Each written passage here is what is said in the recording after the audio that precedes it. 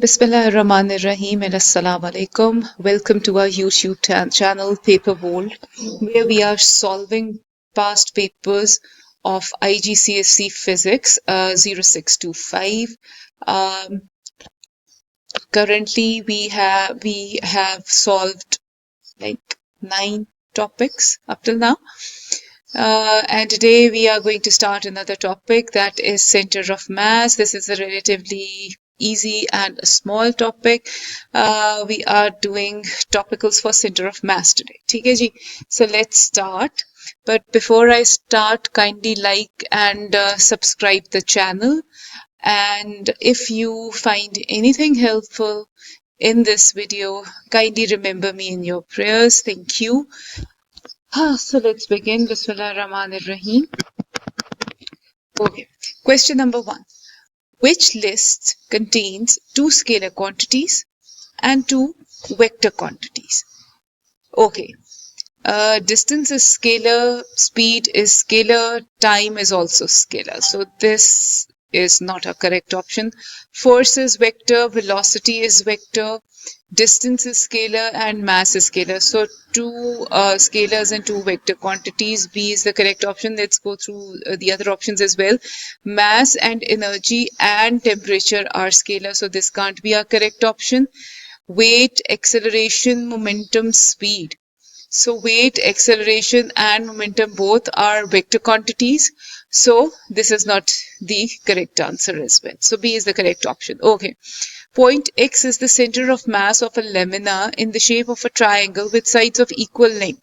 Okay. The top of the triangle is cut off along the dotted lines as shown. What happens to the center of mass X? Okay. Now, when this triangle is cut off from this point, its height has been reduced. So it means that the center of the mass is going to shift downwards. ठीक है?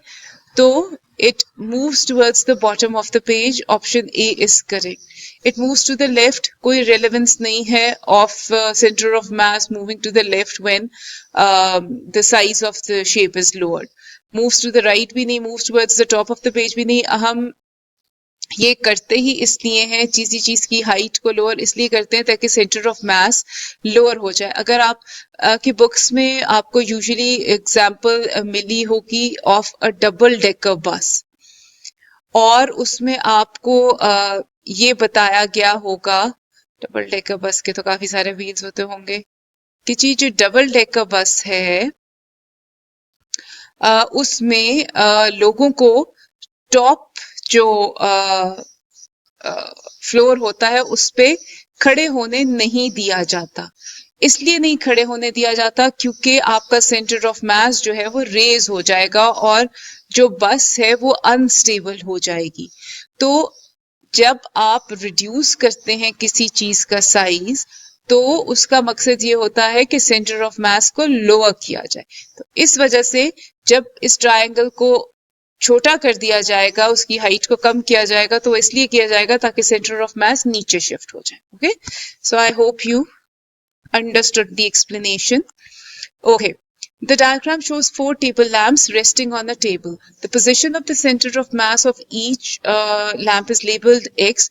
Which lamp is the most stable? अच्छा, जब हम बात करते हैं ना stability की, तो उसके अंदर आपके पास 2 चीजें होती हैं. ठीक है, एक तो जो आपका सेंटर ऑफ मास है उसको नीचे होना चाहिए. ठीक है, कंसिडरेबली डाउनवर्ड्स. और जो बेस है ऑफ द ऑब्जेक्ट उसको वाइड होना चाहिए. So whenever we talk about stability, you have to remember these 2 points. ठीक है, अब अगर आप ये देखो कि इस लैंप पे सेंटर ऑफ मास काफी ऊपर है, ठीक है, तो ये हमारा ऑप्शन नहीं हो सकता when it comes to stability. इस लैंप का अगर आप देखो तो सेंटर ऑफ मास जो है वो काफी नीचे है और उसका जो बेस है वो कम से कम इससे चौड़ा है. So this can be our option. अगर हम ऑप्शन सी देखें तो फिर उसका सेंटर ऑफ मास बहुत ऊपर चला गया है, तो ये तो ऑप्शन नहीं हो सकता. अगर हम डी देखें तो उसका सेंटर ऑफ मास तो नीचे है, मगर इन दोनों को कंपेयर करके हमें पता चल रहा है कि उसकी बेस इस लैंप की बेस से कम है. तो जब हम स्टेबिलिटी की बात कर रहे हैं तो सेंटर ऑफ मास भी लोअर्ड है, बेस वाइडर है. So B is going to be our correct option.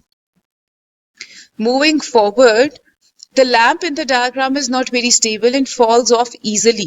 Which row shows changes that will definitely make the lamp more stable? अच्छा, अगर आपको लैंप को स्टेबल करना है, मैंने अभी आपके साथ ये बात डिस्कस की है कि सेंटर ऑफ मास उसका आपको लोअर करना पड़ेगा और बेस जो है उसको वाइडर करना पड़ेगा. तो these two things will offer stability to the lamp. अगर हम देखें तो बेस में दो ऑप्शंस हैं नैरोअर के, तो वो ऑप्शंस तो आप काट दीजिए क्योंकि base has to be wider to make something more stable. ठीक है. और सेंटर ऑफ ग्रेविटी में एक हायर है और एक लोअर की ऑप्शन है, तो मैंने आपको बता दिया कि सेंटर ऑफ ग्रेविटी या सेंटर ऑफ मास जो है उसको लोअर होना चाहिए. So D is going to be our correct option. Okay. The diagram shows 4 solid cones. The center of mass of each cone is marked by a point labeled M. Which cone is the most stable? अच्छा जी, जब हम stability की बात करते हैं, center of mass should be lower and the base should be wider. तो अगर आप ये देखें तो ये जो दो options हैं उसमें आपकी base सबसे wide है. और अगर आप center of masses को देखो तो ये जो दो ऑप्शंस हैं इनका सेंटर ऑफ मास लोअर है, लेकिन अब बेस इसकी जो है इज नॉट वाइड, इसकी बेस इज वाइडर और सेंटर ऑफ मास भी लोअर है. तो इस वजह से D is going to be our correct option. Okay. अच्छा जी.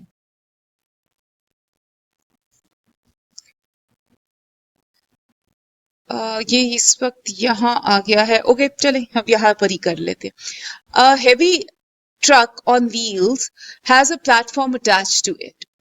A man stands on the platform. The truck does not fall over. Which position, A, B, C or D, could be the center of mass of the whole system? Truck, platform and man included. Okay. अभी जब मैंने आपको दो possibilities बताई हैं कि base narrower होना चाहिए, सेंटर ऑफ मास को स्टेबिलिटी के लिए काफी नीचे होना चाहिए, तो अब ये जो सी और डी ऑप्शंस हैं वो तो आप देखो सेंटर ऑफ मास ही कितने रेज्ड हैं. हमारे पास ऑप्शंस ऐसे हैं जहां पे centre of mass is lower than these 2 points. तो सी और डी जो हमारे पॉइंट्स हैं वो कांट बी करेक्ट. ठीक है. बी जो ऑप्शन है और ए जो ऑप्शन है उसमें ए और बी ऑलमोस्ट एक ही जगह पर ही है सेंटर ऑफ मासेस, लेकिन ए जहां पर है उसके नीचे कोई बेस ही नहीं है. It is outside the truck and the platform and the man. तो ये यहाँ पर नहीं हो सकता. जाहिर है centre of mass is the point where whole mass of the body is accumulated या सेंट्रलाइज्ड. तो उसके लिए आपके पास सिर्फ बी का ही ऑप्शन रह जाता है. Okay. So B is going to be the correct option for this due to these reasons I have explained. Okay, ji. Question number 7. The diagram shows a uniform flat metal sheet hanging freely from a nail at a point A. A weight also hangs freely on a string tied to A. One of the labeled point is at the center of mass of the metal sheet. Which point is the center of mass? अच्छा जी. If now you know कि अगर आपके पास एक regular shape object होती है, ठीक है, तो उसका जो सेंटर ऑफ मास आपको निकालना होता है वो जैसे एक ट्रायंगल है, सॉरी ये सही नहीं इतनी बनी, तो उसके वर्टिसेस से आप ऑपोजिट लाइंस ड्रॉ करेंगे और यार ये बहुत ही खराब बनी है. Let's make a new one ताकि आपको एक्सप्लेन किया जा सके. ओके. तो मैं आपको बता रही हूं कि अगर आपके पास एक रेगुलर शेप्ड ऑब्जेक्ट है तो उसका आप जैसे ट्रायंगल है तो वर्टिसेस से ऑपोजिट लाइंस ड्रॉ करेंगे और जहां पर ये लाइंस इंटरसेक्ट करेंगी that is going to be at the centre of the mass. अगर आपका रेक्टेंगल होगा तो उसमें भी ऐसे होता है, ठीक है, ये मिड पॉइंट. स्क्वायर में तो आप डायगोनल्स ड्रॉ कर सकते हो और हॉरिजॉन्टल या वर्टिकल लाइन भी ड्रॉ कर सकते हो, उसमें मोर देन वन तरीके से हो सकता है. तो क्योंकि ये ट्रायंगल है तो अगर हम कोशिश करें इस तरह करने की, जाहिर ये बात है ये मेरा थोड़ा सा ऊपर निकल गया क्योंकि मेरे पास इस वक्त रूलर नहीं है, ये ऐसे, और ए तो वैसे ही आया हुआ है, तो ये पॉइंट आपका सी बन रहा है जहां पे सारी vertices are going to be the same. ये देखिए अगर आप डिसरिगार्ड कर दें इस लाइन को तो सी इज द पॉइंट जहां सारी वर्टिसेस से जो लाइंस ऑपोजिट ड्रॉ हुई हैं वो मीट कर रही हैं. तो C is going to be the correct option. अच्छा, कुछ टॉपिकल्स में ये आंसर गलत दिया हुआ है और D आंसर स्पेसिफाई किया हुआ है. अब जो रिवाइज्ड एडिशंस आए हैं उसमें option C is the correct option और ऑप्शन D किसी तरह हो नहीं सकता क्योंकि एक रेगुलर शेप जो होती है उसका सेंटर ऑफ मास इसी तरह निकाला जाता है, ठीक है ना. तो C is the correct option in this. Okay, now a plane lamina with center of mass X touches the ground at point P. Which diagram shows the lamina in equilibrium? Okay. अगर आप ये देखो तो ये centre of मास है. इसको centre of मास को जिस जो पॉइंट ग्राउंड के साथ टच कर रहा है उसके बिल्कुल ऊपर होना चाहिए, तो ये उसके ऊपर नहीं है. अगर आप ये देखें तो ये भी आपका पॉइंट P के ऊपर नहीं है. अगर मैं सीधी लाइन भी ड्रॉ करूं तो भी नहीं आएगा. ये जो आपका ऑप्शन B है इसमें ये जो सेंटर ऑफ मास है this is exactly above the point P. सो ये हमारा करेक्ट ऑप्शन होगा. यहां पे भी आप देखो तो the X is not above point P. इस वजह से आपका जो B ऑप्शन है that is the correct option. Okay, question number 9. The diagram shows sections of 4 objects of equal mass. The position of the center of mass of each object has been marked with a cross. Which object is more stable? फिर stability की बात आ गई. stability के 2 points, wider base and lower center of mass.